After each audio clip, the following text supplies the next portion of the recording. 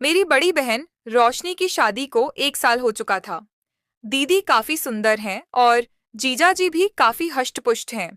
शादी के बाद दीदी कम ही हमारे घर आया करती थी, क्योंकि जीजा जी को दीदी के बिना बिल्कुल भी रहा नहीं जाता था।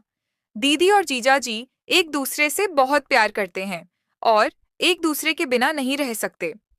यह बात मुझे उस दिन समझ में आई, जब दीदी दिवाली पर हमारे घर आई हुई थी। दीदी को आए 1 हफ्ता हो चुका था, लेकिन जीजा जी के फोन दिन भर में कई बार आते रहते थे। दीदी अक्सर कहती थी, इतनी जल्दी कैसे आऊं, कुछ दिन और रुकने दो। पर आप भी फोन करके ऐसी ऐसी बातें करते हो, जिससे मुझे भी आपकी बहुत याद आने लगती है। उतने में मम्मी आ गई और दीदी ने फोन काट दिया।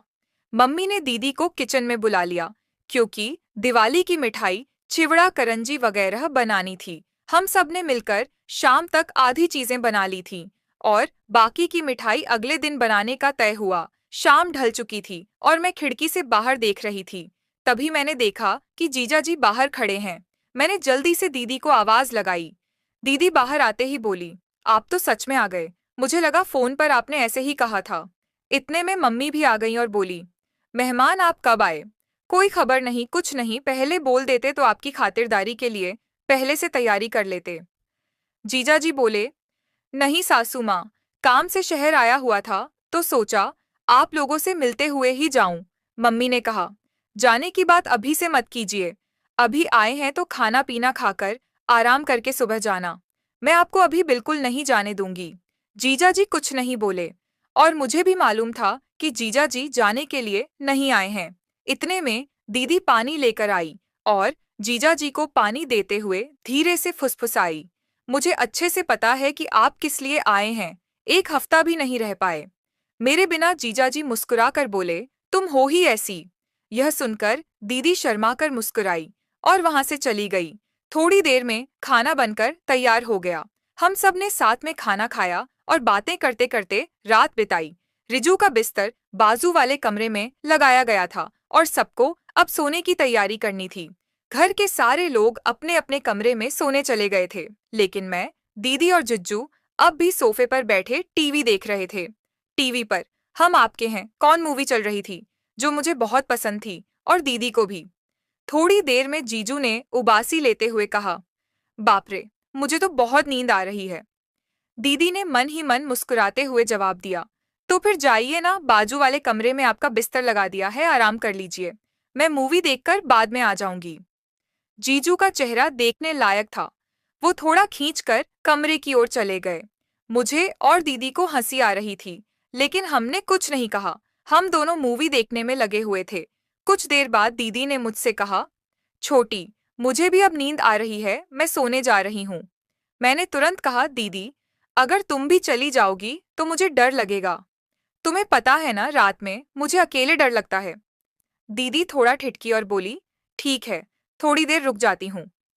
उसी वक्त जीजू ने कमरे से आवाज लगाई, रोशनी, पानी चाहिए। दीदी ने तुरंत कहा, रुको छोटी, मैं तुम्हारे जीजू को पानी देकर आती हूँ। मैंने कहा, ठीक है, पर जल्दी आना दीदी। किचन से पानी की बोतल लेकर जीजू के कमरे में चली गई। मैंने सोचा अभी आएगी, अभी आएगी, लेकिन 5 मिनट बीत गए और पूरे घर में मुझे कोई नजर नहीं आया। डर के मारे मैंने दीदी को आवाज दी। थोड़ी ही देर में दीदी कमरे से बाहर आई।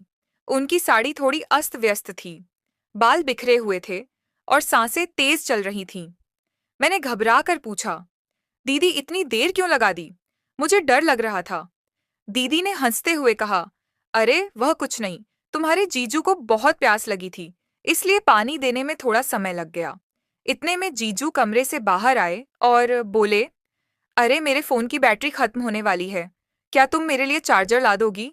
दीदी ने जवाब दिया, ठीक है, देखती हूँ, आप यहीं रुकिए। लेकिन जीजू ने कहा, अरे तुम देखो, मैं कमरे में वेट करता हूँ।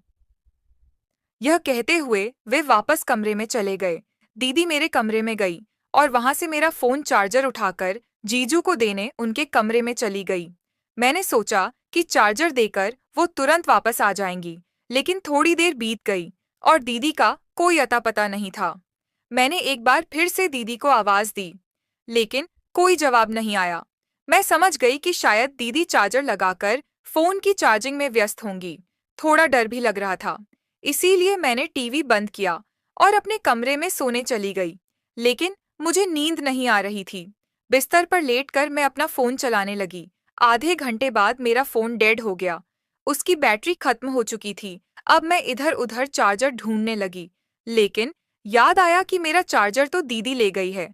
अब मैं असमंजस में थी, क्या चार्जर लेने के लिए जाऊं या नहीं। नींद तो वैसे भी नहीं आ रही थी और बोरियत भी हो रही थी। मन में उठा कि शायद अभी चार्जिंग शुरू ही हुई होगी। आजकल के तेज चार्जर तो पल भर में फोन भर देते हैं, पर कुछ फोन ऐसे भी होते हैं जिनकी बैटरी सुस्त होती है। चाहे जितना तेज चार्जर लगा लो, वक्त तो लगता ही है। लगा कि चलकर देख लूं कि जीजू का फोन कितना चार्ज हुआ है या फिर बिल्कुल नया चार्जिंग शुरू हुआ है।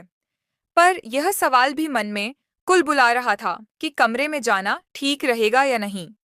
बोरियत घेर रही थी और बिना फोन के समय काटना मुश्किल लग रहा था। आखिरकार चार्जर लेने के लिए जीजू और दीदी के कमरे की तरफ चल पड़ी। दरवाजे को खोलने की कोशिश की तो वह अंदर से बंद मिला। खिड़की भी पूरी तरह अंदर से बंद थी, पर उसके शीशे से कमरे के अंदर की हल्की रोशनी बाहर झलक रही थी। सोचा कहीं वे सो तो नहीं गए। कुछ पल वहीं ठिठकी रही। फिर दीदी को आवाज लगाई। पहली बार कोई जवाब नहीं मिला। दूसरी बार आवाज देने पर दीदी की आवाज आई। क्या है, इस वक्त क्यों परेशान कर रही हो, मैंने कहा। दीदी, मेरा चार्जर अंदर रह गया है, मेरा फोन बंद हो गया है। अगर जीजू का फोन चार्ज हो गया हो तो चार्जर मुझे दे दो ना। दीदी ने आवाज में खिंचाव के साथ जवाब दिया। अरे नहीं, हुआ नहीं है चार्ज। तुम्हारे जीजू के फोन को तो पूरा भरने में घंटों लगते हैं। अभी अभी लगाया है, तुम जाकर सो जाओ, परेशान मत करो। मैंने गुहार लगाई। दीदी, बस 10 मिनट के लिए दे दो ना, मेरा फोन फटाफट चार्ज हो जाता है। दीदी बोली, ठीक है बाबा, ला देती हूँ, तू अपने कमरे में जा। मैं वापस अपने कमरे में लौट आई। कुछ देर बाद दीदी चार्जर लेकर आई और बोली, यह ले तेरा चार्जर, अब शांत हो जा, परेशान मत कर। जैसे ही मैंने चार्जर लिया, मेरी नज़र दीदी पर पड़ी। हैरानी से पूछ बैठी, दीदी आपने यह क्या पहना है? यह तो जीजू का शर्ट है, आप तो साड़ी में थी ना। दीदी ने शर्माते हुए कहा, चुप रह, अब मैं जा रही हूँ। यह कहकर वे तुरंत वापस चली गई। मैंने चार्जर लगाया और सिर्फ 15 मिनट में ही मेरे फोन की काफी बैटरी भर गई। सोचा, चलो अब चार्जर वापस रखाती हूँ। अगर दीदी सो भी गई होंगी तो खुद ही जीजू का फोन चार्जिंग पर लगा दूंगी।